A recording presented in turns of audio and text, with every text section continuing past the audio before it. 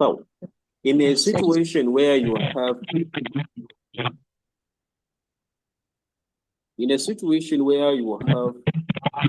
two charge group, like in the case of the glutamate, where you have additional carboxyl group and only one amino group.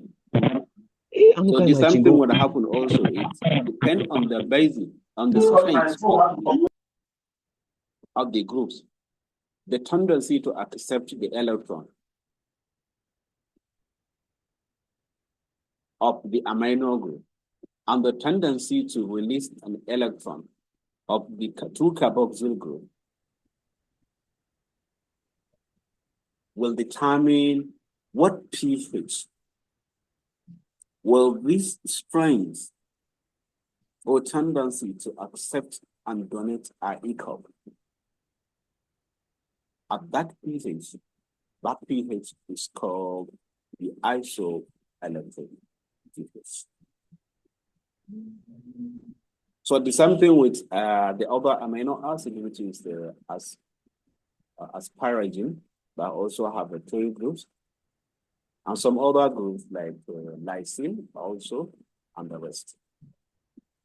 So the last part of today's discussion is peptide bond formation.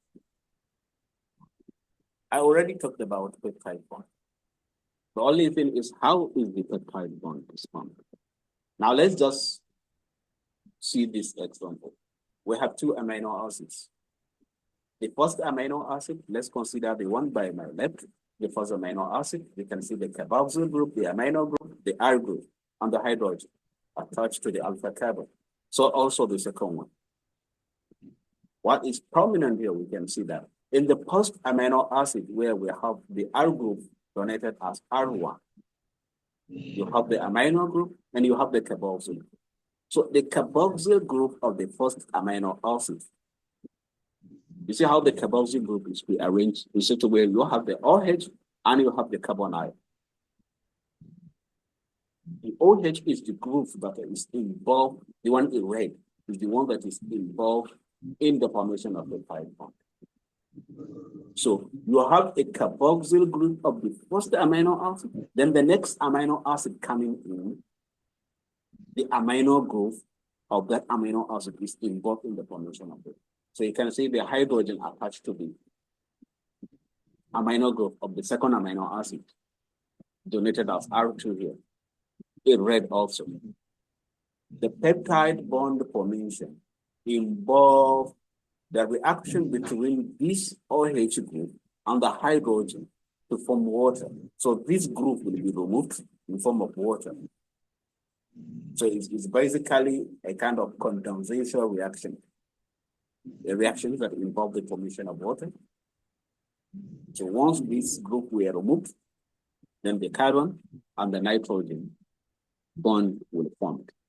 And we already know that the bond formation classically involves bond breakage. So you have the two bonds, the OH group bond, carbon OH group broken, so nitrogen, hydrogen group broken. Sorry.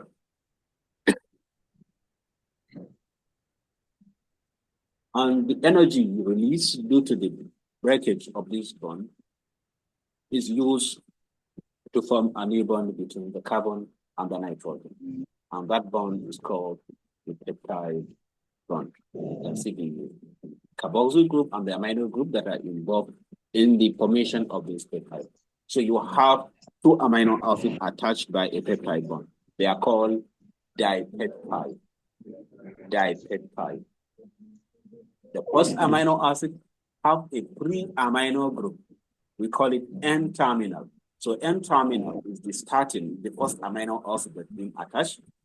And then the last amino acid have a pre-carboxyl group. We call it C-terminal. Next amino acid will attach to this through the carboxyl group, the C-terminal.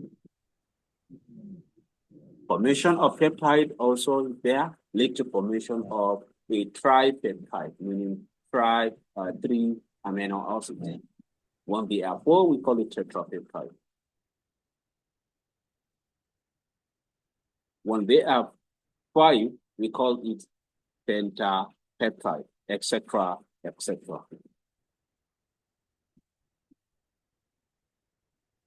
Are we together?